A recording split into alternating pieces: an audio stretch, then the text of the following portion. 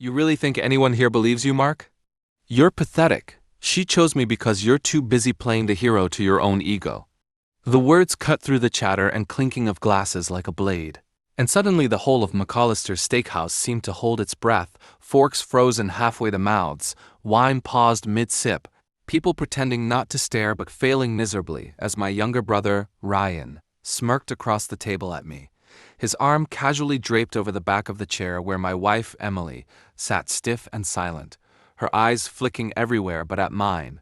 And in that suspended moment, all the polite small-town noise faded, replaced by the rushing in my ears, the pounding in my chest, and the hot metallic taste at the back of my throat, because I knew that this exact second was the one that would burn into my memory and never leave.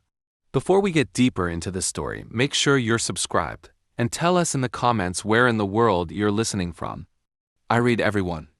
My name is Mark Delaney. I'm 38 years old, and I was born and raised in a place called Brookville, Indiana. A dot on the map most people only pass through on their way somewhere else. If you've never been, it's a town where Main Street still has a hardware store with creaky wooden floors, where everyone knows what everyone drives, and where Saturday mornings mean coffee at Kathy's Diner, bacon grease in the air, and old-timers holding court over bottomless mugs while the younger folks rush in and out with to-go cups.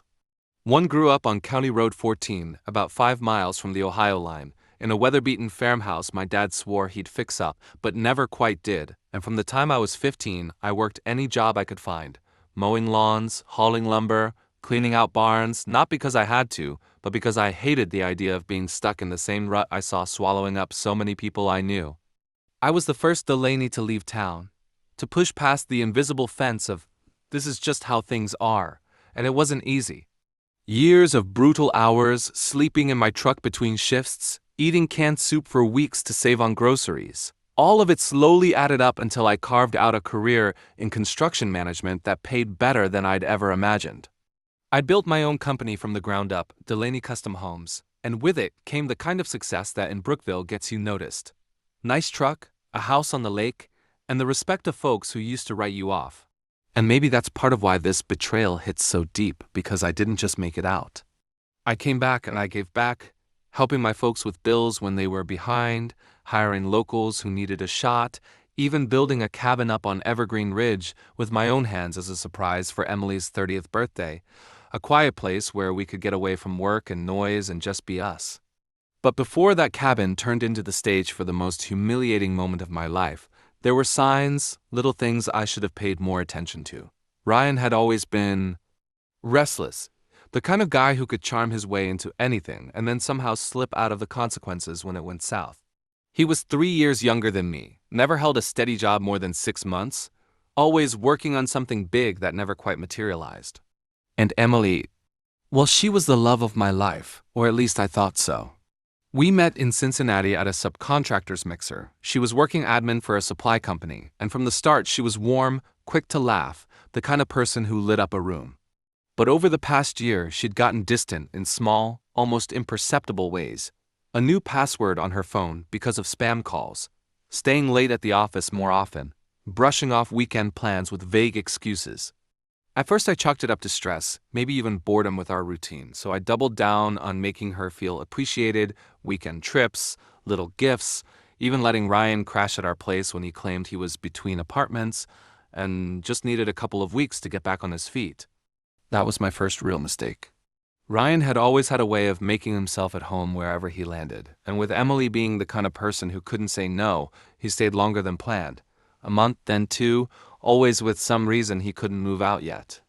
Looking back now, I can see the moments in high definition. Walking into the living room late at night and finding them sitting closer than seemed normal, the quick exchange of glances when I asked what they were talking about, the sudden hush when I walked into the kitchen. But at the time, I didn't let myself think the worst. After all, this was my brother. This was my wife.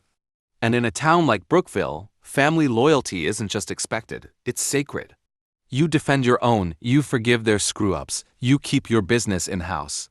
So when Emily suggested we spend my birthday at the cabin, just us, no phones, no work, I thought maybe things were turning around. I drove up a day early to get the place ready, stocked the fridge, split some firewood, even strung up the old lanterns on the porch. The morning of my birthday, I told her I'd head into town to grab breakfast supplies from Murphy's grocery, leaving her to sleep in. I was gone maybe 40 minutes. When I came back, the truck tires crunching over the gravel, I noticed both cars parked at odd angles, like they'd pulled in quick. I stepped inside, and at first the silence hit me. Then, muffled voices. A laugh I knew too well. The bedroom door half closed. I can't tell you exactly what I felt in that instant, because it wasn't one feeling. It was a dozen, all crashing into each other. I pushed the door open, and there they were. My wife and my brother, tangled up in the sheets of the bed I'd built into that cabin with my own 2 hands. The same bed where Emily and I had spent our first weekend there. Neither of them said a word at first, just froze like kids caught stealing. And me? I didn't yell, I didn't throw anything. I just turned around, walked out, got in my truck, and drove. That was 8 hours before McAllister's Steakhouse. 8 hours before Ryan decided to spit his poison across a table full of family and friends who'd gathered to celebrate my birthday, people who now shifted uncomfortably in their seats, unsure whether to look at me or away. I sat there, hands on the table, knuckles white, while my father muttered something about keeping the peace, and my mother stared down into her salad, like it might offer her a way out of the room. Emily still hadn't spoken, and I could see the faint redness on her cheeks. Not from shame, but from being caught in the awkwardness of having her affair laid bare in front of people she couldn't manipulate. And here's the thing, in that moment I realized I had a choice. I could stand up, make a scene, let my anger burn everything to the ground. Or I could let the silence do its work, the kind of silence that spreads, infects, and makes people start asking questions. So I smiled, just enough to unsettle Ryan, and raised my glass in his direction. To family, I said, my voice steady, low, carrying just far enough that the nearest tables could hear. The ones who show you who they really are. It wasn't revenge, not yet. But it was the first step. Because I knew this wasn't going to be over in a night, and I wasn't going to give them the satisfaction of watching me fall apart. No, I was going to take my time. The next morning, I woke before the sun. Not because I couldn't sleep. Though I hadn't really, but because there's a kind of stillness in those early hours that lets you think without the noise of other people's voices or their well-meaning questions. And I needed that kind of quiet now more than ever.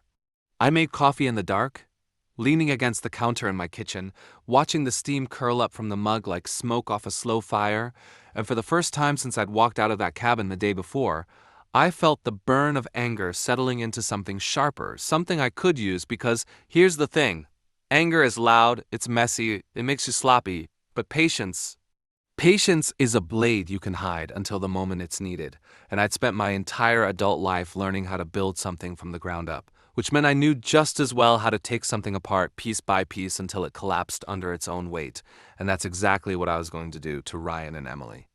I wasn't going to yell, I wasn't going to warn them, I wasn't going to give them a target to point to and say, see, he's bitter, he's overreacting. No, I was going to smile when I saw them, nod politely in public, and all the while I'd be setting in motion the kind of collapse that would leave them with nothing they could rebuild, nothing they could spin into a story that made them look like anything but what they were. I started small because in a town like Brookville, nothing travels faster than a well-placed word dropped in the right ear, and I had more than a few of those ears available to me. People who trusted me, who owed me favors, who'd seen firsthand the work I'd put into this community. I stopped by Kathy's diner that morning, took my usual stool at the counter, and when Kathy herself poured my coffee and asked, with that careful tone people use when they're fishing for news, "So, how was your birthday?" I just smiled and said, "Let's just say I got a gift I'll never forget." Then let the silence hang just long enough for her to lean in a little, eyebrows up, and I didn't say much else. Just enough for her to walk away with the kind of half-formed story that people can't help but fill in with their own details. And I knew by noon that day, a dozen folks would have their own versions of what happened. Each one a little worse for Ryan and Emily than the last. Gossip in Brookville is like a creek in spring. Once it starts running, you can't dam it up, and I was just making sure the current was flowing in the right direction. But whispers were only the first step because social ruin might sting, but I wanted them to feel it in their wallets, in their daily lives, in the way doors stopped opening for them. Ryan's weakness had always been money. He burned through whatever he had like it was cursed to stay in his pocket, and he'd been coasting on my goodwill for months, picking up odd jobs from contractors I'd connected him with, never quite delivering on time but skating by on my name. So I started there, I called up a couple of guys I trusted, told them I'd be restructuring some projects, and made sure that Ryan's name quietly disappeared from every job site he'd been lined up for. No explanation, just a shift in the wind, the kind that makes people wonder if they've been wrong about someone. As for Emily, she'd built her own reputation in town as someone dependable, polite at the grocery store, quick with a thank you card after a dinner invite, but her job at the bank was where she got her sense of independence. And I knew from a casual conversation months ago that her boss, Mr. Talbot, valued discretion above all else, which meant it wouldn't take much for him to start questioning hers. I didn't need to tell him the truth outright. All I had to do was stop by to discuss a mortgage refi on one of my rental properties and, in passing, mention that I was making some changes in my personal life and would need to update account authorizations. Given everything that's happened, then leave it at that. The man's eyebrows twitched just slightly, but I saw the calculation in his eyes, the way he filed that information away under potential liability. In a small town bank, your reputation is your credit, and I just nudged hers a notch lower. By the end of that first week, I'd spoken directly to maybe 5 people, none of them in a way that could be traced back to me, but already the air in town felt different. The way conversations hushed when they walked into Murphy's grocery, the sidelong glances at the gas station, the subtle shift in who invited them where. And yet, if you'd asked Ryan or Emily, they probably would have said I was handling it well, because I still nodded when we crossed paths, still held doors open, still acted like the man they thought they could humiliate without consequence. The real work, though, was happening where they couldn't see, in contracts being rewritten, introductions being withdrawn, trust evaporating in the places they needed it most. The first real crack showed at the end of that month when Ryan called me, voice all bluster, saying he'd been dropped from a framing crew on a big lake house build because suddenly the client wanted someone else. And when I told him maybe they'd heard about the way he handles commitments, there was a pause, just long enough for me to know the barb had landed. Emily's crack came a week later, when I stopped by the bank to finalize my mortgage changes and she wasn't at her desk. Her coworker, a sweet older lady named Marnie, quietly told me she'd taken some personal time, which in Brookville is code for "there's trouble." I thanked her, left, and drove past the cabin on Evergreen Ridge just to see if their cars were there. They were parked out front like they were trying to hole up until the storm passed, but what they didn't understand yet was that this wasn't a storm. Storms blow over. This was erosion, slow and steady, eating away at the ground they thought was solid, and by the time they noticed how deep it had gone, it would be too late. I had plans for that cabin too, but those would come later, when the timing would make it sting the most. For now, I was content to let the whispers grow, let the invitations dry up, let the work stop coming in. And every time I saw them, at the grocery store, on Main Street, even just passing by in traffic, I gave them the same steady look, the kind that says, I know exactly what you've done, and I'm not done with you yet, without a single word spoken. Because the truth was, I wasn't anywhere close to done. I was just getting started. The thing about small towns is that the more you pull back, the more people lean in, like human nature can't resist filling a vacuum. And in the weeks after Ryan's framing crew dropped him and Emily's personal time from the bank started stretching into something less temporary, I made sure that vacuum stayed wide open, never once giving anyone a clean narrative to wrap their heads around. Just enough fractured pieces for them to build their own, and by early September, Brookville was running on speculation so thick you could almost see it in the air. People at Kathy's Diner would lower their voices when I came in, not out of disrespect, but because they didn't want to be caught saying something that would make me shut them out, and I let that assumption work for me because when people think you're holding the moral high ground, they'll hand you their loyalty without you even having to ask. And loyalty in a place like this is a currency stronger than anything you can deposit in a bank. I kept my routine steady. Job sites in the morning, invoices in the afternoon, a beer at Murphy's Tavern maybe once or twice a week. Always visible enough that no one could say I was hiding, but never in the same place long enough for Ryan or Emily to corner me. They tried once about 2 weeks after Emily's absence from the bank became public knowledge, pulling into the lot at Murphy's Grocery just as I was loading lumber into the bed of my truck. Ryan with that forced grin he wore when he wanted something, and Emily hanging back like she was deciding whether to smile or apologize, and I didn't even give them the chance, just nodded once, finished strapping the load, and drove off without a word. I knew that would drive Ryan crazy because for someone like him, being ignored is worse than being cursed out. At least yelling gives him a script to play the victim, but silence? Silence leaves him alone with himself, and I've known my brother long enough to know he can't stand his own company. Behind the scenes, I kept working the angles. One of the advantages of running Delaney Custom Homes was that I had my hands in a lot of different pies: material suppliers, subcontractors, real estate agents, even a couple of lawyers who handled zoning issues for my builds.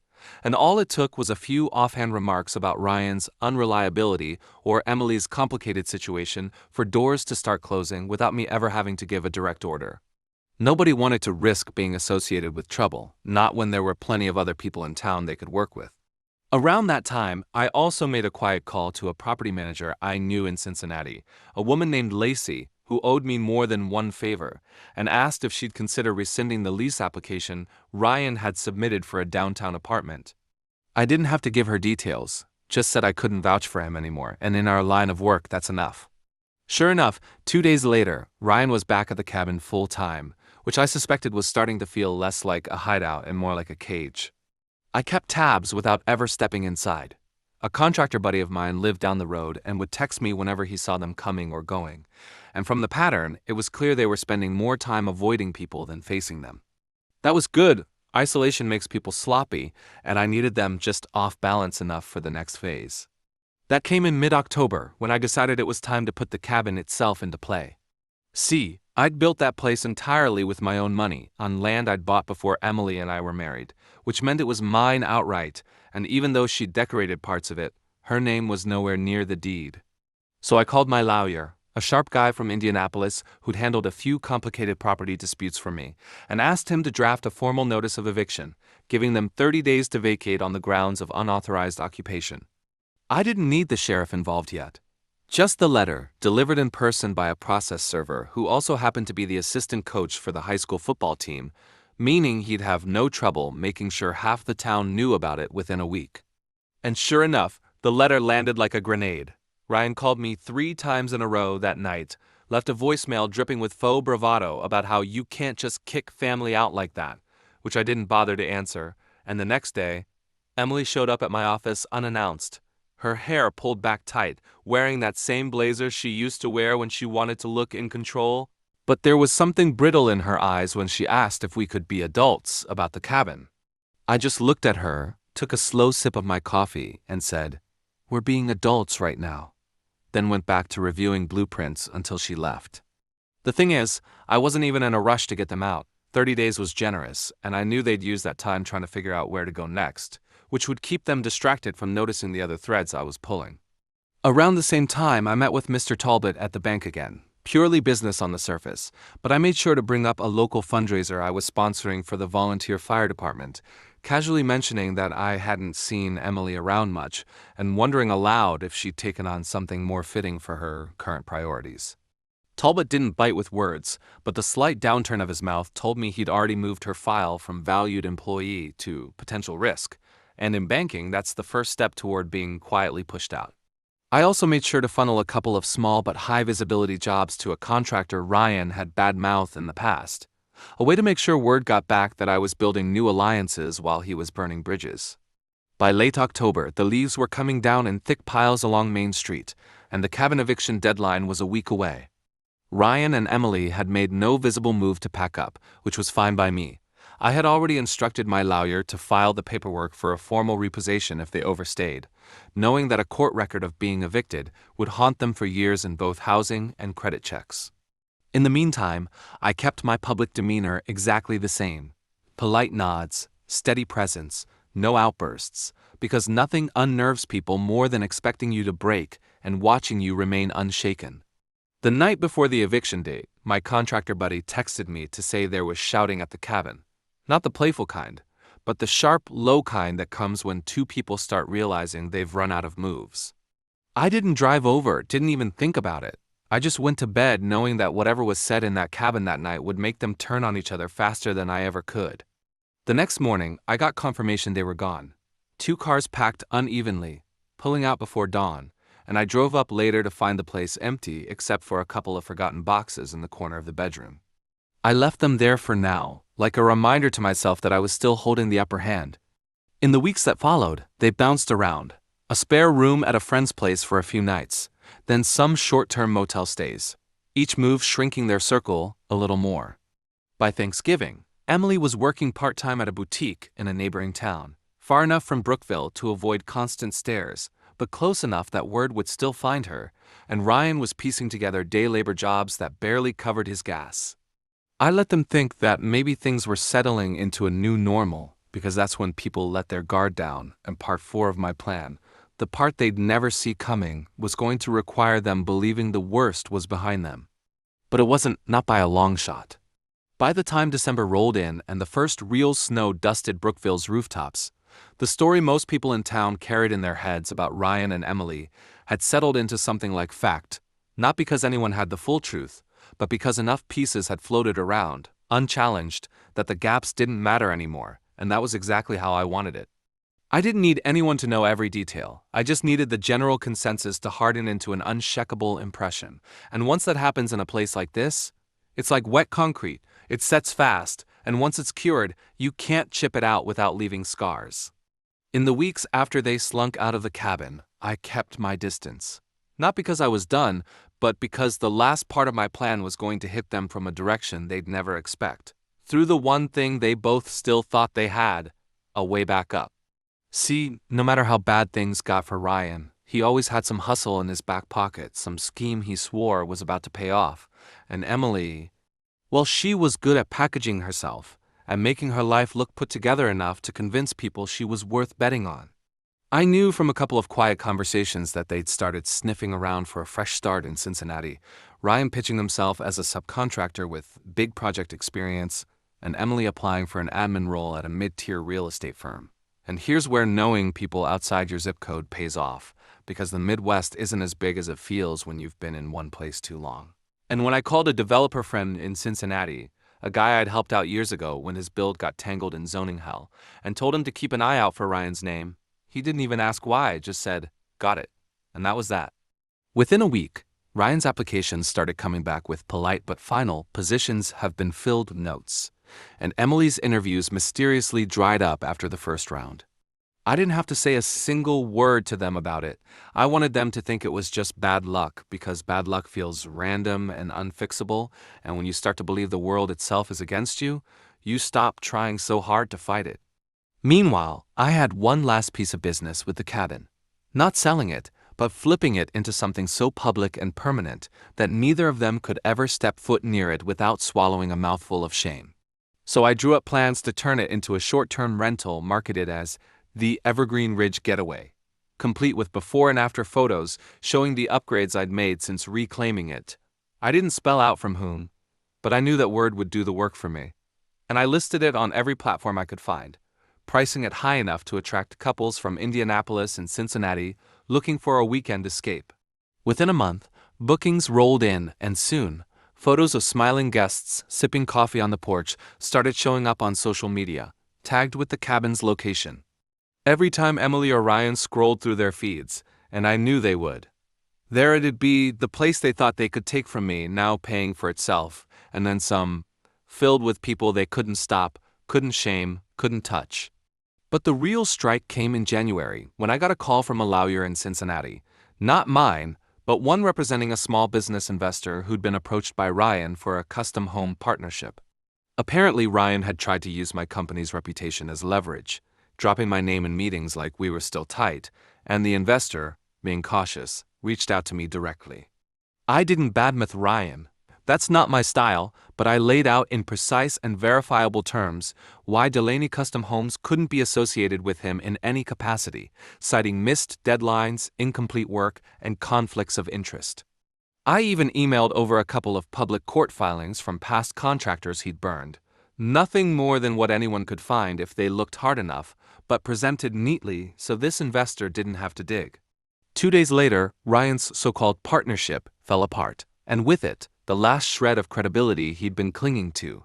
Emily's turn came not long after. She'd managed to get a temporary position at a mortgage processing company, but small-town reputations have a way of bleeding into city limits, and when a client from Brookville recognized her name on paperwork and casually asked the office manager if she was the same Emily from up on Evergreen Ridge, that was all it took for management to quietly decide her contract wouldn't be renewed. She posted something vague on Facebook about needing a change of scenery, but I noticed she'd stopped using her last name online. Maybe to make herself harder to Google, maybe because she didn't want to see it next to mine in any search results. By February, they were living in a rundown apartment complex outside Dayton, far enough from Brookville that they could pretend to start fresh, but close enough that the ghost of what they'd done still hung over them. And here's the thing, I didn't need to check on them anymore, didn't need to push the next domino, because by then, momentum had taken over. Their network was gone, their income was a trickle, and every path they might have taken to climb back up had been quietly boarded shut. One evening, near the end of winter, I stopped by Kathy's Diner for coffee, and one of the old-timers asked, in that roundabout way people do when they want to test a theory, if I'd heard from my brother lately. I just smiled, stirred a little sugar into my cup, and said, "No, can't say that I have," and left it at that. No gloating, no victory lap. Just the quiet satisfaction of knowing that everything I'd built was still standing, and everything they'd tried to take from me had slipped through their fingers. The following week, I drove up to the cabin for the first time in a while, snow still clinging to the pines, the lake half frozen, the porch lanterns glowing in the early dusk, and I stood there for a long time listening to the wind in the trees, thinking about how betrayal doesn't just show you who other people are, it shows you who you are when the worst happens. I'd been humiliated in public, stripped of my trust in the two people I should have been able to count on most, and yet here I was, not broken, not bitter, just done. That was the real revenge, not the whispers, not the lost jobs, not even the eviction, but the fact that they no longer had any power over my life, no say in how my story went from here.